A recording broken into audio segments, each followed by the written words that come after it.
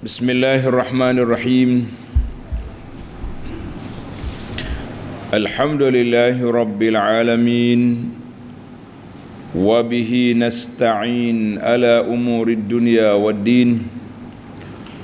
Wassalatu wassalam ala al-mab'uthi rahmatan lil alamin.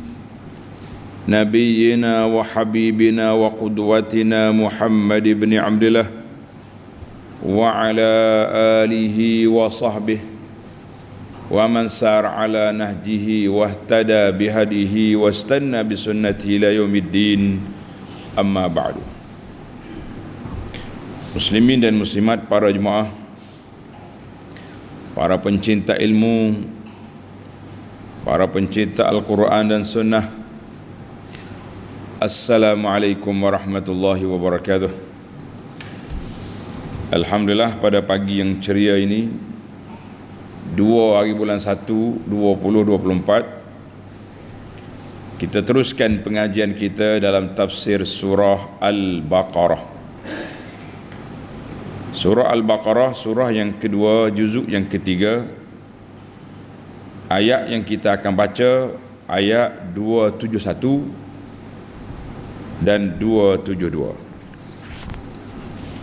Kita ambil 2 ayat ya, pendek-pendek sekarang. Sekarang ni subuh dah lewat. Anak-anak nak masuk sekolah, masuk kelas. Jadi kita kena pendekkan masa, insya-Allah. Setakat masa yang dibenarkan, kita ambil setakat tu ya. Tak usah duk payah-payah. Betul tak? Mari kita sambung ayat. Bagi pelajar yang ada pimpinan Ar-Rahman edisi Jawi, muka surah 87. Kita baca ayat, kemudian kita pergi kepada huraiannya. Ayat pun satu ayat yang ambil. A'udzu billahi minasy syaithanir rajim. إن تبدوا الصدقات فنعما هي وإن تخفوها وتؤتوها الفقراء فهو خير لكم ويكفر عنكم من سيئاتكم Wallahu bima ta'maluna khabir. Kalau kamu zahirkan sedekah-sedekah itu secara terang-terang, maka yang demikian adalah baik, kerana menjadi contoh yang baik kepada orang lain. Orang tengok, oh, toke tu keluar zakat, oh bagus.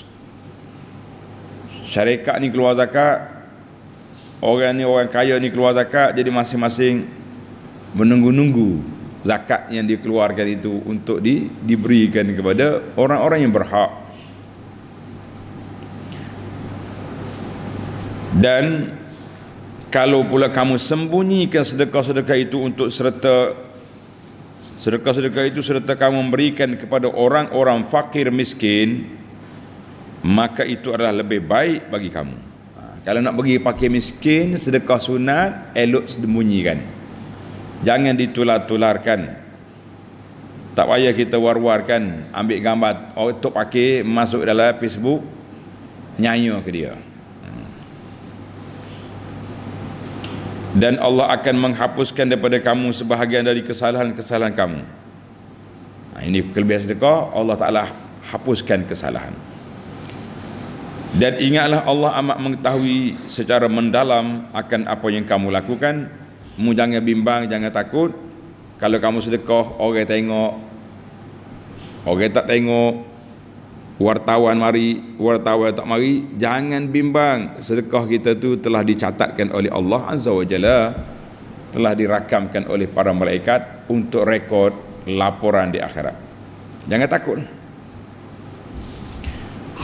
Munasabatul ayah lima qablaha. Dalam ayat lepas, Allah Ta'ala nyatakan supaya infak jangan mengungkit, jangan menyakiti penerima. Ada orang gitulah perangai dia. Tangan holo mulut leza. Sakit hati. Tapi penerima ni moga dia nak bantuan kak. Kata orang sumbat telinga, tahan telinga, buka poket. Nak orang terpaksa. Maka Allah Ta'ala sebut di sini pula, selepas daripada itu Tuhan sebut kategori sedekah. Ada orang bagi yang baik, ada orang bagi yang kurang baik, yang tak baik. Dia beri sedekah barang-barang nak expire date, beri sedekah benda-benda dia tak mau dah. Maka datang ayat ini, Allah Ta'ala nyatakan satu lagi kategori sedekah. Dia panggil sedekah yang zahir dan sedekah yang batin. Sedekah secara terang-terangan ataupun sedekah secara sembunyi-sembunyi. Ini dia panggil, ini yang perlu kita kena belajar sekarang ni, kena tahu tentang kedudukan sedekah. Baiklah, mari kita pergi kepada huraian ayat supaya tidak ambil masa yang lama. In tubdus sadaqati fa ni'immahi, ai in tuzhirus sadaqat, andai kata kamu zahirkan sedekah, kamu bui secara terang-terangan, diiklankan sedekah itu, fa ni'mas syai'i, sebaik-baik amalan yang kamu buat inilah bagi sedekah, bagi infak, keluar zakat secara terang-terang, li husulil maqsud biha, kerana tercapai maksud sedekah itu nak beri kepada orang yang berhak menerimanya. Tapi dengan syarat, kita dah bincang dalam siri yang lepas, syarat dianya apa dia? Syarat dianya kena ikhlaskan kepada Allah Azza wa Jalla. Kalau kamu ikhlas, tidak jadi masalah nak zahir ke nak sembunyikan. Tetapi masalah tetapi ni ada bincang sedikit. Wa in tukhfuha ai in tasturu sadaqatakum, kalau kamu sembunyikan sedekah yang tak wajib ke atas kamu, dia panggil sedekah sunat. Kita bagi infak yang sunat ni, dan kamu bagi straight direct kepada fakir miskin secara rahsia. Kita pergi jumpa orang-orang miskin, kita pergi rumah dia ke, dia mari rumah kita ke, kita masuk dalam akaun dia senyap-senyap ke, fahuwa afdal, lebih baik, lebih afdal bagi kamu. Maknanya kategori sedekah ni ada dua. Sedekah wajib maknanya zakat, elok kita zahirkan supaya orang tak tuduh kita, orang tak tomoh kita, Pak Haji ni beri zakat ke duk ni, kaya. Jadi kita, ni zakat aku 1 juta zakat. Uish, apa? Kaya kau kalau kita boleh beri zakat 1 juta? Kaya? Mau tahu mana kaya? Tulis. Sebab zakat ni wajib 1/40. Banyak mana zakat? 1/40. Maknanya kalau dia bagi zakat 1 juta, artinya dia ada aset 40 juta. Kaya tu. Berapa zakat? Beri 1,000. Mana kita ada duit 40,000. Kaya juga. Kau tak kaya? Kaya lah wan. Kenapa tak kayanya?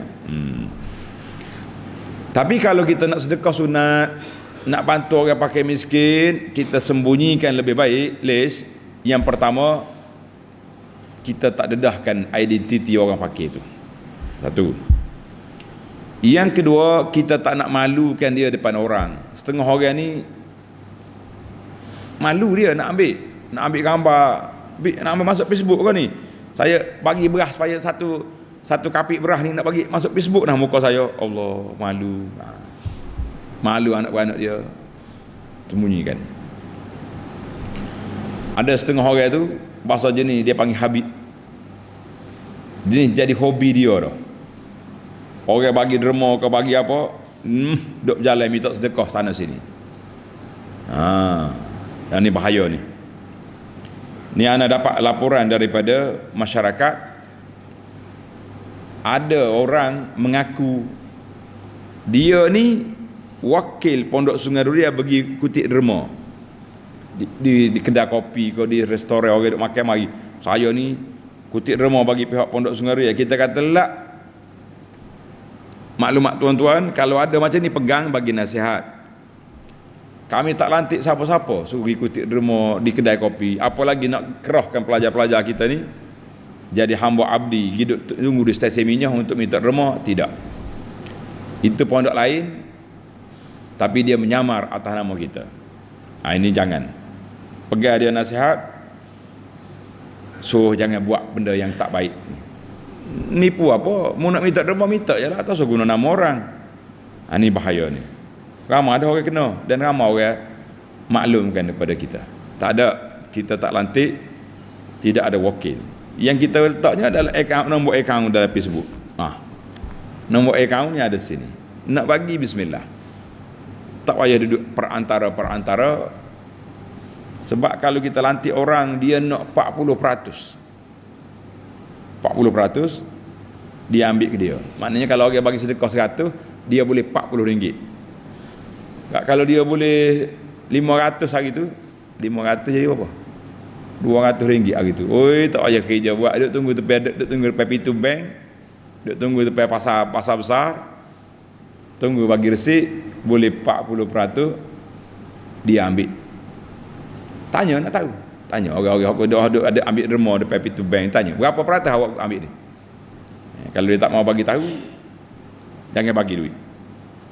Besar dia ambil. Ejen kutip derma besar dia ambil.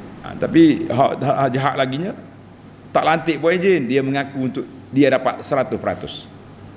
Tu lagi besar. Tadi 40% tak ada resit, ni 100% dia ambil. Maka elok kita sembunyikan rahsia kita ni.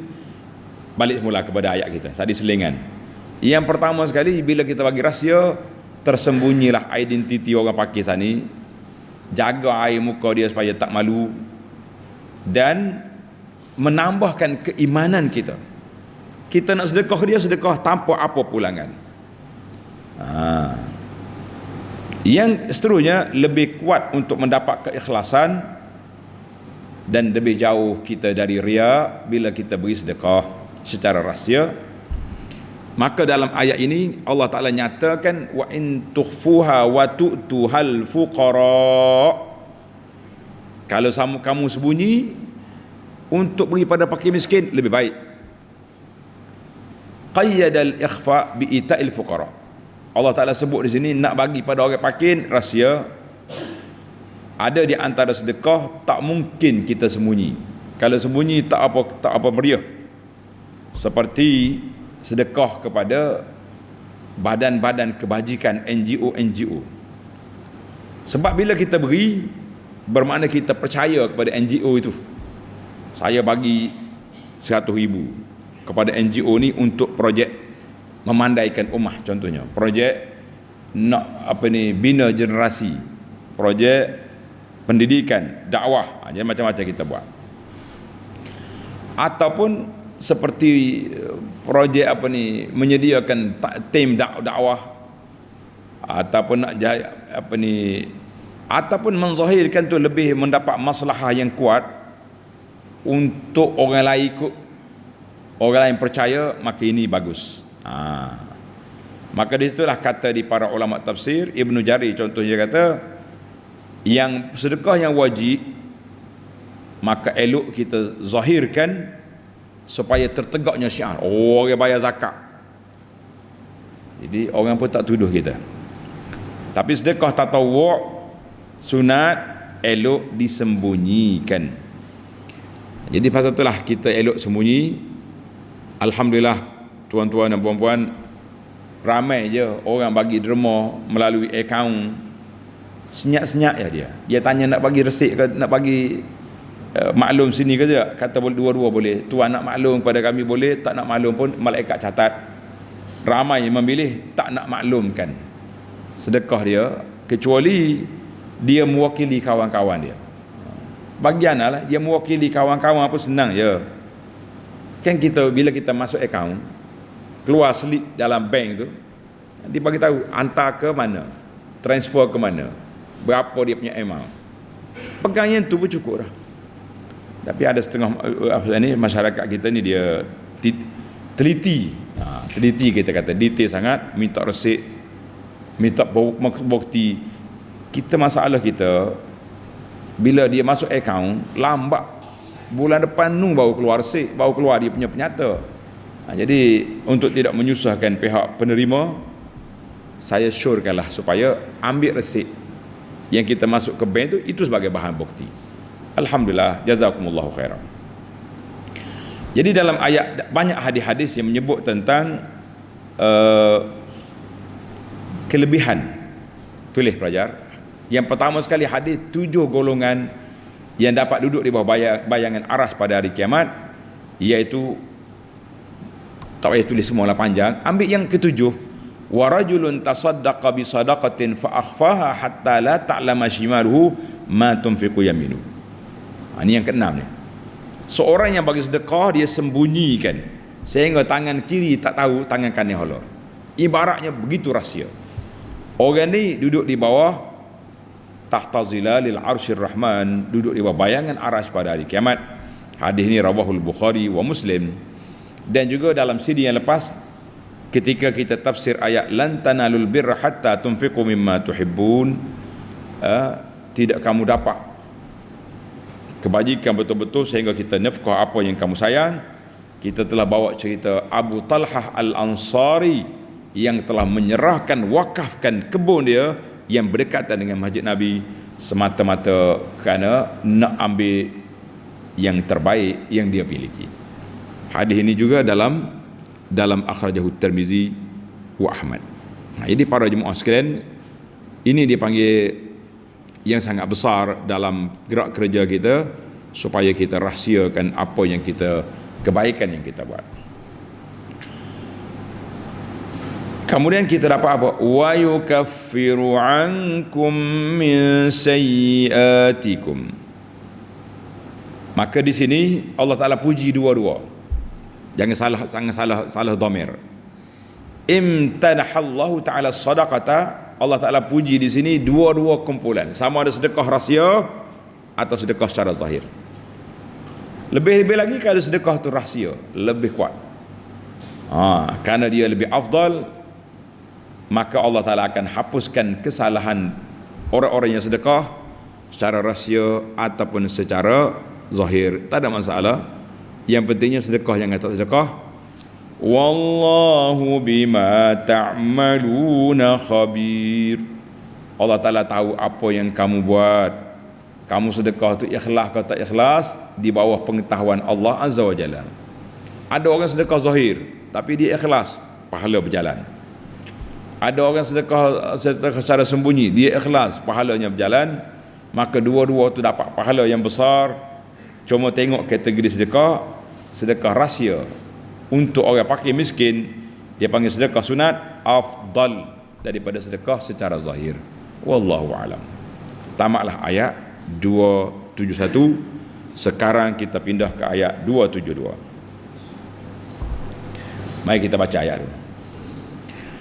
Laisa 'alaika hudahum walakinnallaha yahdi man yasha'. وَمَا تُنْفِقُوا مِنْ خَيْرٍ فَلِأَنْفُسِكُمْ وَمَا تُنْفِقُونَ إِلَّا ابْتِغَاءَ وَجْهِ اللَّهِ وَمَا تُنْفِقُوا مِنْ خَيْرٍ يُوَفَّ إِلَيْكُمْ وَأَنْتُمْ لَا تُظْلَمُونَ.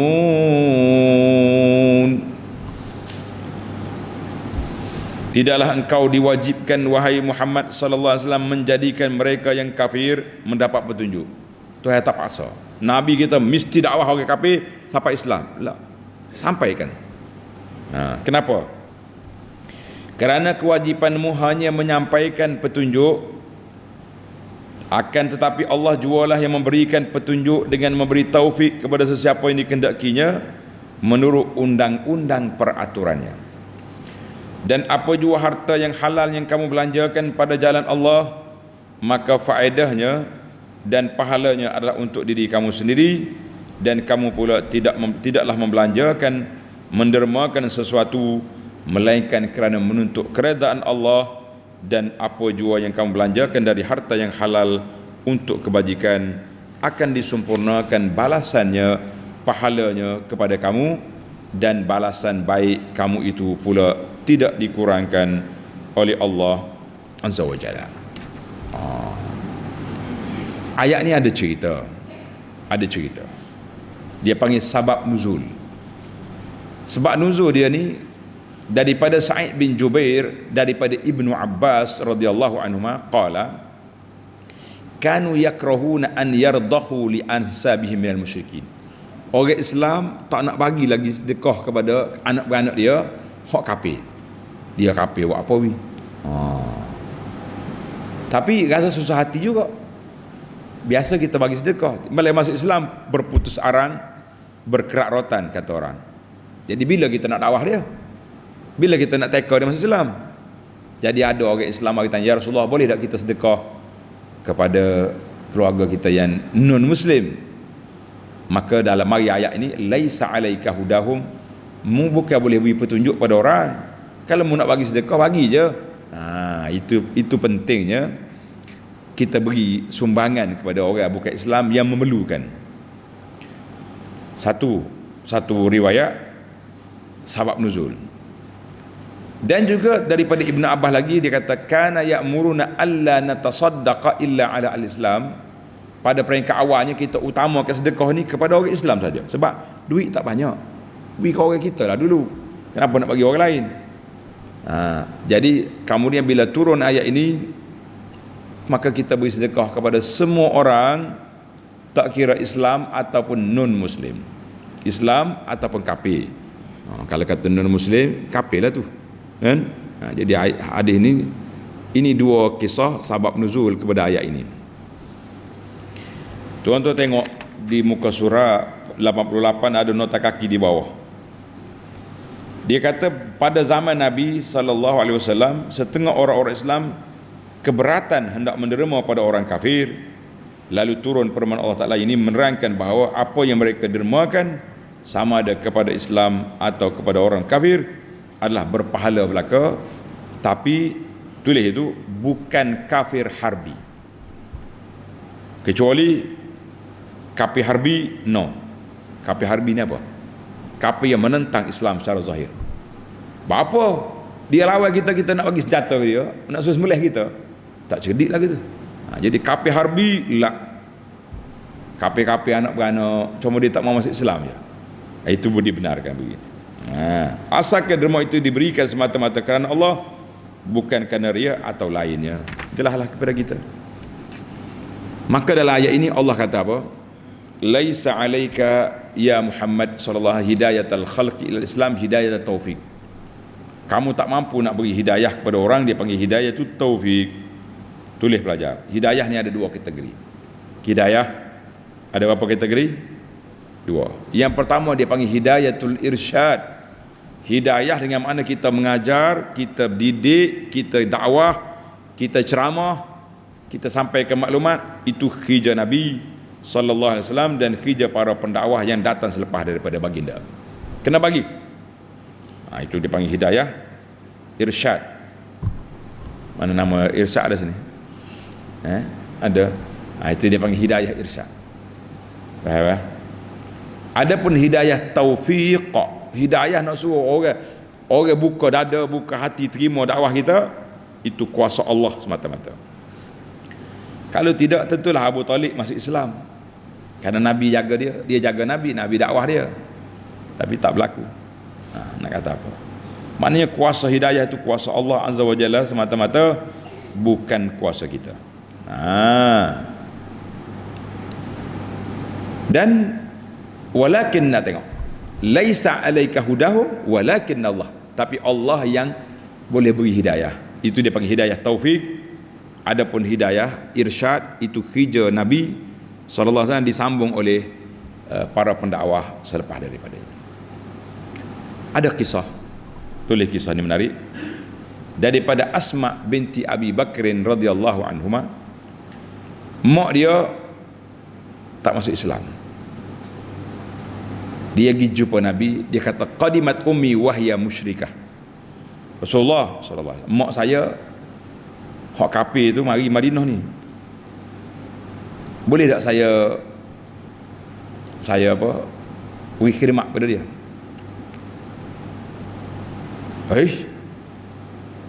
Nabi kata, "Naam, sili ummaki." Buat baik ke makmu. Hubungi silaturahim. Khidmat pada dia. Kita boleh dia ajak mengkafir, alak waktu sekarang jangan. Maknanya boleh kita anak orang Islam khidmat kepada keluarga yang bukan Islam dalam kehidupan. Dalam agama tak boleh. Baik. Wa ma tunfiqu min khairin fali anfusikum. Apa saja yang kamu infak daripada benda baik, maka pahalanya boleh pada kamu. Bui banyak. Sebab pahala boleh kepada kita. Inilah yang ana kempen, kita semua kempen. Harta kita biar menjadi milik kita. Kempen apa? Harta kita jadi milik kita. Maknanya kita sedekah. Fali anfusikum. Untuk bekal kamu ke akhirat, sedekah. Wa ma tunfiquna illa ibtigha'a wajhillah. Dan sedekahlah kamu semua semata-mata kerana mengharapkan keredaan Allah Azza wa Jalla. Jangan sedekah kerana nak tu nak ni, rugi kita. Sedekah apa? Kenapa sedekah banyak tu? Masuk khabar, itulah di Facebook, masuk TikTok, tak payahlah, tidak perlu sangat. Jadi NGO yang duk menganjurkan sedekah, kalau tidak perlu sembunyikan. Kalau perlu untuk kawan-kawan yang bagi derma infak nak tengok, sembunyikan muka orang, tunjuk je aktiviti. Kalau tengok satu book saya bawa makanan untuk dihantar ke masa-masa banjir. Jadi ambil gambar book kita naik, ambil gambar rumah orang kena banjir, tak usah ambil gambar tuan rumah hodok serebe. Ialah orang mangsa banjir. Lah ni mangsa-mangsa ni menjadi bahan tontonan belaka. Orang banjir ke, orang mati, mayat pun tak selamat dengan kaki share, kaki viral ni. Mayat pun tak selamat. Sebab apa? Sebab gambar mayat dijadikan bahan tontonan. Baiklah para jemaah sekalian, tamatlah kita tafsir ayat. Sekarang kita mencari apa tu? Mencari 5 faedah daripada ayat yang kita baca, yang kita belajar ini. Yang pertama sekali, in tubdus sadaqati fa ni'mahi. Kalau kamu zahirkan sedekah baik, tapi kalau kamu sembunyikan lebih baik. Maka sembunyikan sedekah itu lebih berhak, lebih kuat keikhlasannya daripada kita zahirkan. Lebih kuat ikhlas. Dan lebih menyembunyikan penerima sedekah lebih baik, sebab kita tak nak malukan dia, kecuali terpaksa. Orang ni miskin, sakit kuat, kos perubatan dia perlu kepada RM50,000. NGO kita hanya mampu 500 je. Mampu 5,000 je mampu. 45,000 lagi kita tak mampu. Jadi kita zahirkan supaya orang lain mari juga. Itu lain. Ini tak ada apa-apa. Bagi sekapit berah, gambar dia penuh anak beranak masuk, kita kata jangan. Maknanya kita sembunyikan kalau itu yang terbaik. Tetapi kalaulah sembunyi menyebabkan orang tak tahu, dia terpinggir, dia terbiar, maka elok kita zahirkan kerana maslahah kepentingan. Tapi ingatlah, maslahah pun jaga-jagalah sikit. Jangan sebabkan maslahah agak habislah.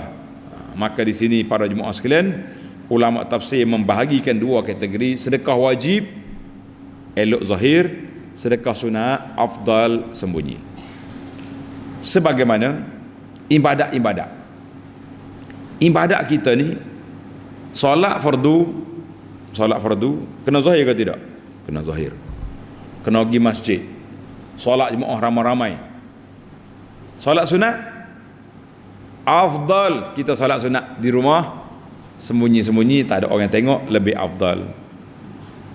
Habis Ni saya duk solat sunat di masjid.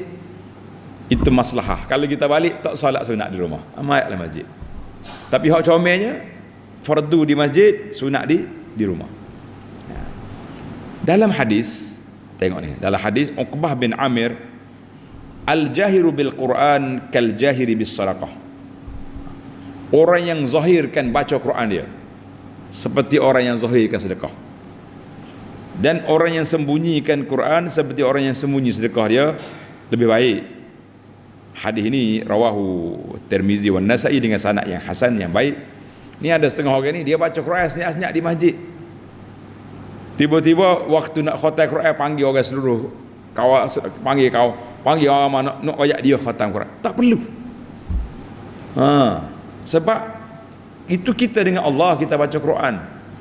Jadi macam-macam lah persepsi orang ni, kita tak nak kata. Yang pentingnya al-ijhal was sirri dalam sedekah sebagaimana ijhal dan sir dalam ibadat. Maknanya solat fardu perlu kepada zahir, solat sunat diutamakan apa? Diutamakan sembunyi. Wallahu a'lam. Kita pindah kepada yang kedua. Yang kedua, Allah kata wa tu'tuhal fuqara, kamu beri kepada orang fakir. Orang fakir tu mana? Orang miskin. Bukan beri kepada tok fakir yang duduk kena kepada orang tu, jangan. Wa tu'tuhal fuqara, beri kepada orang fakir. Jadi atlaqal fuqara, dikatakan fuqara di sini secara umum, general. Allah Taala tak kata fuqara'akum wa tu'tuha fuqara'akum. Kalau beri pada fuqara kamu, mana orang Islam saja. Tapi oleh kerana Tuhan kata fuqara al-fuqara, maka kita boleh beri kepada orang Islam dan orang bukan Islam, non muslim, boleh kita beri. Boleh beri kepada non muslim, boleh kalau mereka perlu. Tapi kalaulah kita kata nak menjinakkan mereka, orang Islam ni kalau kita bagi sedekah, lama-lama dia jinak, dia dekat dengan Islam. Orang bukan Islam, non muslim, mungkin dia tertarik nak masuk Islam dengan sebab kita. Nah, kalau dia tertarik masuk Islam dengan sebab kita, bagi sedekah. Biasanya sedekah pada orang miskin ni, orang kafir ni bukan sedekah wajib lah, sedekah sunat. Kalau zakat tu tak boleh. Zakat kita kena beri pada orang Islam. Kecuali orang fakir, orang miskin yang sudah ada bibit-bibit nak jadi mu'alaf, nak jinakkan hati dah, itu dibenarkan. Mana orang ni nak masuk Islam dah, tapi dia takut, kalau aku masuk Islam kan mak ayah aku, keluarga aku buang aku nak ambil duit, mana nak belanja hidup. Jadi awal-awal kita bagi duit zakat, nak tackle dia supaya kau confident kalau mau masuk Islam ni banyak lagi dapat zakat. Itu boleh, dibenarkan. Maka kerana itu Allah kata kalimah al-fuqara, orang fakir. Dalam hadis yang dikeluar oleh Bukhari Muslim, fi kulli kabidin harra ratbah ajrun, setiap tubuh yang ada jantung yang berdenyut, nadi berdenyut, kita sedekah boleh pahala. Termasuklah sedekah makan ekor kucing, masuk makannya kepada hayawan-hayawan, boleh pahala. Jadi orang pun boleh pahala. Ni sekarang ni dipanggil musim banjir. Musim banjir, orang kafir pun kena banjir, orang Islam kena banjir. Maka bila waktu kita NGO nak pergi bagi barang-barang makanan tu, jangan pilih non muslim, no lah, bagi semua mana ada situ. Sebab dia pun nak makan juga. Bahkan orang kaya pun kalau dia kena banjir, kita kena bagi makanan kepada dia. Dia kata awak kaya, kaya dalam duit dalam bank pun tergelar. Cara kaya. Tak, jangan main. Allahu Akbar. Ana dengar cerita hak banjir besar kita sini dulu, ada seorang pemandu lori ni, anak dia kena banjir di Kelantan. Dia balik daripada Kuala Lumpur, siapa dekat dengan jalan Guang Musa tu, lori jalan putus, tak boleh nak mari dah. Dia tinggal lori tepi jalan, tempat selamat lah atas bukit. Dia naik buk tu, tak ada buk dia berenang. Siapalah ke Sungai Ria ni, Allah habis dah. Bagai-bagai dia jatuh habis. Kaki dia pun luka, duk jalan tak tahu apa. Sikitnya takut anak dia ni hanyut di rumah dia. Allah, ayah sayangnya ke anak awal. Anak yang buat tak sayang ke ayah. Tak. Oh, tak boleh telefon kat katok mak. Jangan main. Baiklah. Ada sedekah wajib zakat, maka itu untuk orang muslimin saja, sebab Allah, Nabi kata khuzha min aghniyaihim wa raddaha fi fuqaraihim. Fuqara itu mana? Orang miskin yang Islam. Ingatlah. Orang miskin yang Islam, tapi dalam perkara apa ni, sedekah sunat boleh beri belaka pada orang. Baiklah, yang ketiga, sekali lagi kita ulang balik, sedekah wajib elok kita zahirkan, sedekah sunat elok kita sembunyikan, kerana dia lebih telus, lebih ikhlas, lebih jauh daripada riak. Maka kita tengok masalah, jangan duduk ikut ego atau ikut perasaan semata-mata. Maka disitulah kata orang, tadi saya buat satu analogi mudah, sedekah ni seperti apa? Seperti solat sunat, solat wajib. Mana kalau solat wajib mau kena pergi masjid, saya tak pergi dah maya jemaah di masjid, takut riak, takut orang kata warak tu mainan syaitan tu. Kita kena pergi masjid, zahirkan syiar Islam, lagi ramai lagi bagus. Tapi kalau hak sunat elok kita buat di rumah. Jangan duduk lari buat rumah hak sunat elok. Tapi kalau buat rumah pakai tak buat lalu di masjid ni, tak usah duduk susah hatilah. Baiklah, kita berpindah kepada yang keempat. Ayat yang kedua kita baca tadi, hidayah ni terbagi kedua, walaisa alaika hudahum walakinnallaha yahdi man yasha. Hidayah terbagi pada dua, hidayatul irsyad itu kerja Nabi, kerja Rasul, kerja pendakwah, berdasarkan ayat surah Al-Maidah ayat 67, ya ayyuhar rasul balligh ma unzila ilaika min rabbik. Sampaikan, kerjamu menyampaikan. Kerja buka hati orang, duduk di mana? Duduk di kuasa Allah Azza wa Jalla. Tapi kita kena usaha. Dia kata dia ni tak ada dah mati stamp dah ni, ila jahannam bisal masir, tak akan terima hidayah. Sampaikan, sumbak dalam telinga dia maklumat. Mungkin satu hari Allah buka hidayah, dia akan terima kita punya maklumat. Alhamdulillah. Itu dia panggil hidayatul taufik, hidayatul irsyad, dua hidayah. Bila kita sampaikan ilmu maklumat kepada orang, maka lepaslah tanggungjawab kita, walaupun orang itu tak terima.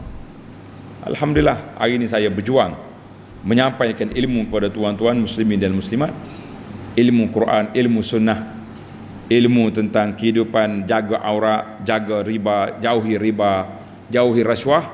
Tuan-tuan tak dengar juga, saya dah lepas tanggungjawab. Alhamdulillah. Tanggungjawab kita tu yang kita takut. Baiklah, yang terakhir, yang kelima, anna a'malal insan la tansarif ila ghairihi. Amalan kita, kebaikan yang kita buat, wa ma tunfiqu min khairin fali anfusikum. Hak kita buat boleh kita. Pahala apa kita buat, zahir ke tersembunyi ke, semuanya boleh kepada kita. Dan bila boleh juga kepada orang, dengan sebab. Contohnya, ayah kita dah meninggal, kita sedekah pada dia. Kita pergi tengok orang kutip remah masjid ni, kita bagi RM3. RM1 ayah, RM1 mak, RM1 saya. RM3. Kita buat berjamuan makanan, kita buat makanan banyak-banyak, kita niat sedekah pahala kepada ayah kita, kepada mak kita, sampai pahala. Kita berdoa sampai pahala. Jadi sedekah kepada mayat ini ada perkara-perkara yang sampai pahala kepada si mati, walaupun dia sudah mati, tapi dengan usaha kita sedekahkan pahala sampai. Tapi jangan semualah ni kok semua benda pergi ke orang belakang, akhir kali gapo tinggal kita, tak tinggal gapo satu, nyanyi. Maka Allah Ta'ala sini min khairin, khair kebaikan, jangan sedekah benda haram. Allah Ta'ala tak terima benda haram. Dan Allah Ta'ala nyatakan kepada kita, illa ibtigha wajillah, kamu buatlah sedekah itu kerana Allah Azza wa Jalla semata-mata, bukan kerana orang. La. Dan siapa dia sedekah insya-Allah Allah Taala akan lapangkan dada dia, cerahkan hati dia, dia punya semangat dia semangat dia tu kena ada. Jadi alhamdulillah para jemaah sekalian, tamatlah kita punya perbincangan, tamatlah kita punya maklumat. InsyaAllah kita sambung lagi dalam siri yang akan datang, bermula ayat 273 dan 274 insyaAllah.